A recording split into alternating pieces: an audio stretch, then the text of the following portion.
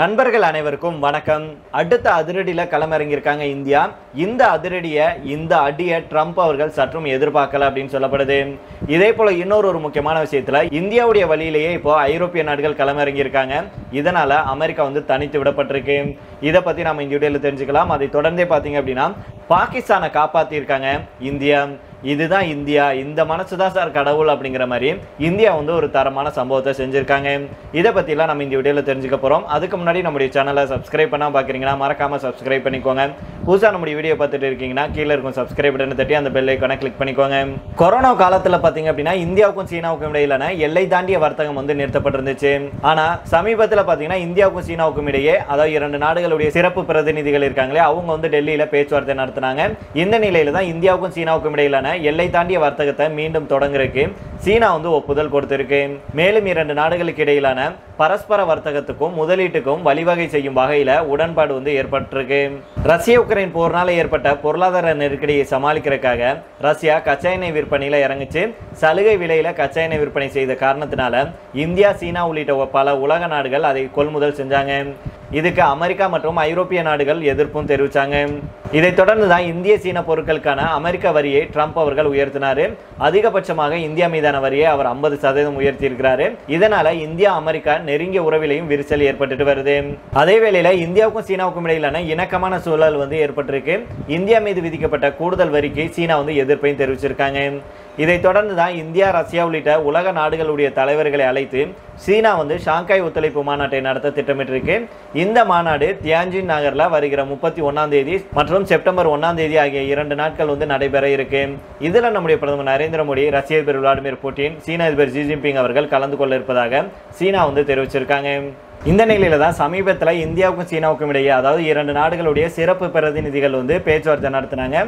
இந்த கூட்டத்தில் சீன வெளியுறவு அமைச்சர் வாங்கியுடனான பேச்சுவார்த்தையின் போது கொரோனா பெருந்தொற்று காரணமாக நிறுத்தப்பட்டிருந்த இந்திய சீனா இடையிலான எல்லை தாண்டிய வர்த்தகம் ஹிமாச்சல் பிரதேசத்தில் இருக்கும் ஷிப்கிலா கணவாய் வழியாக மீண்டும் தொடங்க சீனா ஒப்புதல் அளித்துள்ளதாக ஹிமாச்சல பிரதேச அரசு தெரிவிச்சிருக்காங்க. சீனா கூட வர்த்தகத்தை மீண்டும் மேற்கொள்வது குறித்து பேச்சுவார்த்தைகள் மேற்கொள்ளப்பட்டு வருது. இது குறித்து மத்திய வெளியுறவுத்துறை அமைச்சர் ஜெய்சங்கர் அவர்கள் ஹிமாச்சல பிரதேச அரசுக்கு கடிதம் எழுதியிருக்கிறாரு. அதுல ஹிமாச்சல பிரதேசத்துடைய ஷிப்கிலா, உத்தரகாண்டுடைய லிப்பு லேக், சிக்கிமுடைய நாதுலா ஆகிய 3 எல்லை பகுதிகள் வழியாக வர்த்தகத்தை மீண்டும் தொடங்க வேண்டும் அப்படின்னு தெரிவிச்சிருக்கிறாரு. இது குறித்து ஹிமாச்சல பிரதேச முதல்வர் சுக்விந்தர் சிங் ஷிப்கிலா கணவாய் வழியாக சீனாவுக்கு வர்த்தகத்தை மீண்டும் தொடங்க வேண்டும் அப்படின்னு மத்திய அரசுக்கு கடிதம் எழுதியிருந்த நிலையில முதல்வர் அவர்களுடைய முயற்சிக்கு பயன் கிடைச்சிருக்கு, பலன் கிடைச்சிருக்கு அப்படின்னு சொல்லியிருக்காங்க. மேலும் கைலாஷ் மான்சரோவர் யாத்திரையையும் ஷிப்கிலா கணவாய் வழியாக மீண்டும் தொடங்குவதற்கான சாதகமான பதிலும் சீனா கிட்ட இருந்து கிடைச்சிருக்கு. திபேத்தில் இருக்கும் தார்ஷன் மற்றும் மான்சரோவர் ஆகிய பகுதிகளுக்கு செல்றதுக்கு இந்த ஷிப்கிலா பாதை எளிதாக இருக்கும். இந்த பாதையை மீண்டும் திறக்கிறதுக்கு அனைத்து பணிகளும் மத்திய வர்த்தக அமைச்சகத்துடன் இணைந்து செயல்பட்டு வர்றாங்க அப்படிங்கிறதும் குறிப்பிடத்தக்கது. இந்த வர்த்தக பாதை மட்டும் மீண்டும் திறக்கப்பட்டுச்சுன்னா இந்திய, சீனா ஆகிய இரண்டு நாடுகளுக்கு இடையிலான உறவு மேம்படும். அதே சமயம் எல்லையோர மக்களுடைய வாழ்வாதாரத்துக்கும் பேருதவியாக இருக்கும் அப்படின்னு தெரிவிச்சிருக்காங்க. இதைத் தொடர்ந்து அடுத்த செய்தியாக பார்த்தோம் அப்படின்னா, உலக நாடுகள் கூட பரஸ்பர வரி விஷயத்துல அமெரிக்கா பஞ்சாயத்துகளை உருவாக்கி வச்சிருக்கு. இந்த நிலையில தான் சுங்கவரி அதிகரிப்பு காரணமாக அமெரிக்காவுக்கான அஞ்சல் பார்சல் சேவையை இந்தியா நிறுத்தியிருந்துச்சு. இதைத் தொடர்ந்து தற்போது ஐரோப்பிய நாடுகளும் இந்த சேவையை நிறுத்தியிருக்காங்க. ஏற்றுமதிக்கு விதிக்கப்பட்டிருந்த கட்டண விலக்கு முடிவுக்கு வர்றதுனால அமெரிக்காவுக்கான ஐரோப்பிய அஞ்சல் சேவைகள் நிறுத்தப்பட்டிருக்கு. குறைந்த மதிப்புள்ள பொருட்களுக்கு சுங்கவரியிலிருந்து முன்பு விலக்கு அளிக்கப்பட்டிருந்துச்சு. இந்த நடைமுறை முடிவுக்கு வந்திருக்கிறதுனால அஞ்சல் சேவைகள் நிறுத்தப்படுவதாக ஐரோப்பிய நாடுகள் தெரிவிச்சிருக்காங்க. இதுக்கு முன்னதாக அமெரிக்க அரசு டி மினிஸ் அப்படிங்கிற திட்டத்தை செயல்படுத்தி வந்துச்சு. இதன் மூலம் $800 குறைவான மதிப்புள்ள பொருட்கள் அமெரிக்காவுக்கு அனுப்பப்படும் போது அதற்கு சுங்கவரி விதிக்கப்படாது. ஆனால் இப்போது இந்த திட்டம் முடிவுக்கு வந்திருக்கு. புதிய திட்டம் எதையும் அமெரிக்கா இன்னும் அறிவிக்கல. இதற்கான கொள்கைகள் வகுக்கப்பட்டு புதிய திட்டம் அறிவிக்கப்பட்டால் மட்டுமே மீண்டும் அஞ்சல் சேவை தொடரும் அப்படின்னு ஐரோப்பிய நாடுகள் சொல்லியிருக்காங்க. கடந்த ஆண்டு மட்டும் 64 பில்லியன் மதிப்புள்ள 1.3 பில்லியன் அஞ்சல் பார்சல்கள் உலகம் முழுவதும் இருந்து அமெரிக்காவுக்கு வந்திருப்பதாக அந்த நாட்டு சுங்க மற்றும் எல்லை பாதுகாப்பு முகமை தெரிவிச்சிருக்காங்க. தற்போது டென்மார்க், ஜெர்மனி, ஸ்வீடன் உள்ளிட்ட நாடுகள் உடனடியாக ஏற்றுமதியை நிறுத்தியிருக்காங்க. ஆஸ்திரியா மற்றும் பிரான்ஸ் இன்று முதல் இந்த முடிவை செயல்படுத்த இருக்கு. இங்கிலாந்துடைய ராயல் மெயில் இன்று முதல் அமெரிக்காவுக்கு ஏற்றுமதியை நிறுத்துவதாக அறிவிச்சிருக்காங்க. நார்டிக் லாஜிஸ்டிக் நிறுவனமான போஸ்ட் நாட் மற்றும் இத்தாலியுடைய அஞ்சல் சேவை ஆகஸ்ட் 30 முதல் இதே போன்ற இடைநிறுத்தங்களை அறிவிச்சிருக்காங்க. 51 ஐரோப்பிய பொது அஞ்சல் இயக்குநர்களுடைய சங்கமான போஸ்ட் யூரோப் ஆகஸ்ட் 29க்குள்ள தீர்வு காணப்படாவிட்டால் அதன் அனைத்து உறுப்பினர்களும் இதே முடிவை எடுப்பாங்க அப்படின்னு சொல்லியிருக்காங்க. ஐரோப்பாவுடைய மிகப்பெரிய ஷிப்பிங் சேவை நிறுவனமான DHL சுங்க வரிகள் எதிர்காலத்தில் எவ்வாறு வசூலிக்கப்படும், யார் வசூலிப்பாங்க, என்ன கூடுதல் தரவுகள் தேவைப்படும், அமெரிக்க சுங்க மற்றும் எல்லை பாதுகாப்புக்கு தரவு பரிமாற்றம் எப்படி நடக்கும் அப்படிங்கிறதுல முக்கிய கேள்விகள் தீர்க்கப்படாம இருக்கு. அதனால அமெரிக்காவுக்கு அஞ்சல் பார்சல்களை இனி கொண்டு செல்லவும் முடியாது அப்படின்னு சொல்லியிருக்காங்க. ட்ரம்ப் அதிபரானதிலிருந்தே அமெரிக்கா பல்வேறு நெருக்கடிகளை சந்திச்சுட்டு வருது. குறிப்பாக அதன் நட்பு நாடுகளுடன் அமெரிக்கா தன்னுடைய உறவை மாற்றியமைத்ததன் காரணமாக இந்த நெருக்கடிகள் ஏற்பட்டிருக்கு. குறிப்பாக பரஸ்பர வரி விஷயத்தில் ஜப்பான், இங்கிலாந்து, ஐரோப்பிய நாடுகள் தன்னுடைய தோஸ்து படா தோஸ்து நாடுகளுக்கு அமெரிக்கா வரி போட்டு தள்ளுச்சு. இதனால இந்த நாடுகள் அதே பாணியில் அமெரிக்காவுடைய உறவை மாற்றியமைச்சிருக்காங்க. அஞ்சல் விஷயத்தில் இந்த நாடுகள் கராரான நடவடிக்கை எடுக்கவும் ட்ரம்புடைய அணுகுமுறை தான் காரணம். மறுபக்கம் எந்த நாடும் அமெரிக்காவை பெரியதாக கண்டுகொள்வதை போல தெரியல. உதாரணத்துக்கு இந்தியாவை எடுத்துக்கொள்ளுங்கள்.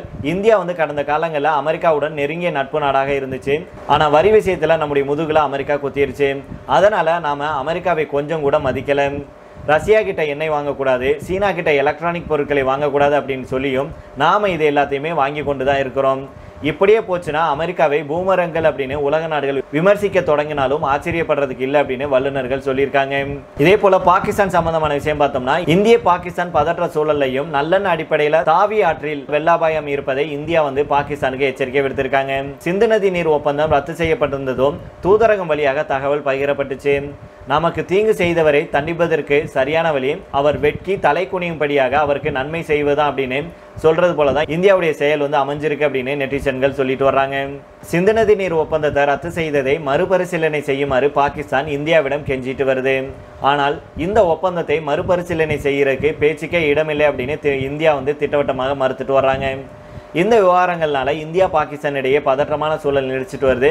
இப்பேற்பட்ட பகையிலையும் கூட நல்லெண்ணத்துடன் இந்தியா ஒரு காரியம் ஒன்று செஞ்சிருக்காங்க. பாகிஸ்தான்ல கடந்த சில நாட்களாகவே வரலாறு காணாத மழை பெய்துட்டு வருது. இதனால வெள்ள பாதிப்பு ஏற்பட்டுள்ள நிலையில தாவியாற்றில் வெள்ள அபாயம் ஏற்பட்டு இருக்கும் தகவலை பாகிஸ்தானிடம் இந்தியா முன்கூட்டியே எச்சரிக்கை விடுத்திருக்காங்க. இந்திய தூதரகம் வாயிலாக பாகிஸ்தானுக்கு இந்த தகவல் பகிரப்பட்டிருக்கு. சிந்து நதி ஒப்பந்தம் ரத்து செய்யப்பட்டிருக்கிறதுனால வழக்கமான முறைப்படி இந்தியா இந்த தகவலை பகிராமல் நல்லெண்ண அடிப்படையில் மாற்று வழியில பகிர்ந்துள்ளதாக மத்திய அரசு வட்டாரங்கள் சொல்லியிருக்காங்க. வெள்ள அபாயம் போன்ற தகவலை தூதரக வழியாக இந்தியா பகிர்வது இதுவே முதல் முறையாகும். இது போன்ற தகவல்கள் 2 நாட்டு நீர்வளத்துறை ஆணையர்கள் வாயிலாக பகிரப்பட்டு வந்துச்சு. ஜம்முவில் தாவி நதியில பெரும் வெள்ளம் ஏற்பட வாய்ப்பு இருப்பதாக இந்தியா தன்னுடைய எச்சரிக்கையினை பாகிஸ்தானிடம் பகிர்ந்ததாக பாகிஸ்தானுடைய ஊடகங்கள் தெரிவிச்சிருக்காங்க. இந்த தாவி நதி அப்படிங்கிறது இந்தியாவுடைய ஜம்மு காஷ்மீர் வழியாக பாய்ந்து பாகிஸ்தானுடைய பஞ்சாப் மாகாணத்துக்கு போகுது. தாவி நதி செனாப் நதியுடைய இடது கரையில பாயும் ஒரு முக்கிய நதியாகும்.